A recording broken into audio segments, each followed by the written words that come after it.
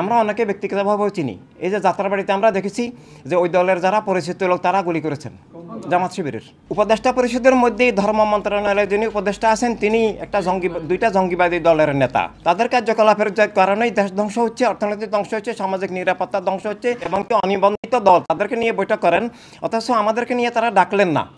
তো কারণ আমরা তাদের অন্যায়ের, তাদের অসৎ কাজগুলোর, তারা দেশকে ধ্বংস করে দিচ্ছেন। আমরা তাদের প্রতিবাদকারী ভাইদের উপরে, ছাত্রদের উপরে যে আক্রমণ করছেন, আমরা তো এটা মানবিক দায়িত্ব, আমাদেরকে তো প্রতিবাদ করতে হবে। দেশকে রাজাকারকরণ করছেন, আমরা তো এটার প্রতিবাদ করতে হবে। দেশ সব মানুষের, দেশ এক ধর্মের, এক দলের, এক জাতির, এক গোত্রের নয়। তো এভাবে তাদের কার্যকলাপের কারণেই দেশ ধ্বংস হচ্ছে, অর্থনৈতিক ধ্বংস হচ্ছে, সামাজিক নিরাপত্তা ধ্বংস হচ্ছে। এগুলো পূর্ববর্তী সরকারের অবশ্যই দোষ আছে, কিন্তু সেটার উপরে চাপিয়ে দিয়ে নিজেদের ব্যর্থতা ঢাকার কোনো অবকাশ নাই। আমাদের একটা জেলার সদস্যের সমতুল্য হবে না। তো এভাবে তারা পক্ষপাতদুষ্ট হয়ে গেছেন, তারা জঙ্গিবাদের পক্ষপাতদুষ্ট, তারা জামাত শিবিরের পক্ষপাতদুষ্ট, তারা সাম্প্রদায়িক রাজনীতির পক্ষপাতদুষ্ট। এবং আমরা গণতন্ত্রের কথা বলি, সার্বজনীন মানবতার কথা বলি, আমরা তাদের অন্যায় অপরাধের, তাদের খুন জুলুমের, তাদের পুলিশ হত্যার আমরা প্রতিবাদ করেছি। এজন্য তারা আমাদেরকে অ্যাভয়েড করে চলছেন। বর্তমান সরকারের উপদেষ্টা পরিষদের মধ্যেই ধর্ম মন্ত্রণালয়ের যিনি উপদেষ্টা আছেন তিনি দুইটা জঙ্গিবাদী দলের নেতা।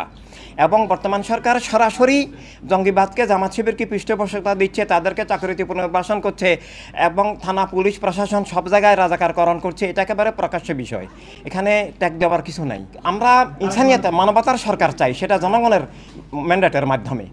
আমরা কেন তাদেরকে চাইব? আমরা বরং তাদের জাতিবাদী রাজনীতির, তাদের গোত্রবাদী রাজনীতির, তাদের একক গোষ্ঠীবাদী রাজনীতির আমরা বিরোধী। আমরা শুরুতেই এই জন্য আমরা বলেছিলাম যে ইনসানিয়াত বিপ্লব, যে বর্তমানে যে জাতীয়তাবাদী রাজনীতি আছে এবং ধর্মবাদী রাজনীতি আছে, তার বিরুদ্ধে ইনসানিয়াত বিপ্লব একটা মানবতার রাজনীতি, একটা নিজস্ব স্বাধীন স্বতন্ত্র নতুন ধারা। কেউ না বুঝলেও আমরা আপনার প্রয়োজন বুঝি, আর তাই তো অত্যাধুনিক ফিচার সম্বলিত বিভিন্ন সাইজ আর কালারের 250-টিরও বেশি ডিজাইন অপশন নিয়ে ওয়ালটন স্মার্ট ফ্রিজ বোঝে আপনার প্রয়োজন।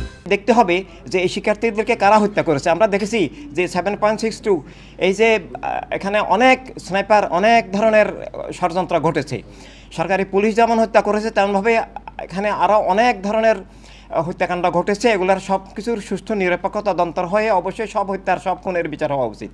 এমনকি পুলিশ হত্যারও বিচার হওয়া উচিত। যে 5 আগস্ট এই যে অগ্নিসংযোগ করা হলো, ট্রেন, লাইন সব কিছু, তারপর থানা পুড়িয়ে দেওয়া হলো, এগুলো রাষ্ট্রীয় সম্পদ, এগুলো কোনো দলের নয়। 3000 পুলিশকে জবাই করা হলো, এগুলো আমরা প্রত্যক্ষদর্শী। এগুলোর সাথে আমরা দেখেছি রাজাকার, জামাত শিবির সরাসরি জড়িত।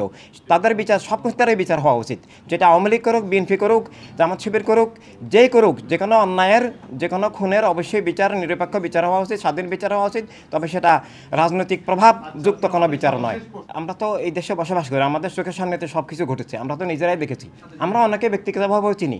এই যে যাত্রাবাড়িতে আমরা দেখেছি যে ওই দলের যারা পরিচিত লোক তারা গুলি করেছেন জামাত শিবিরের।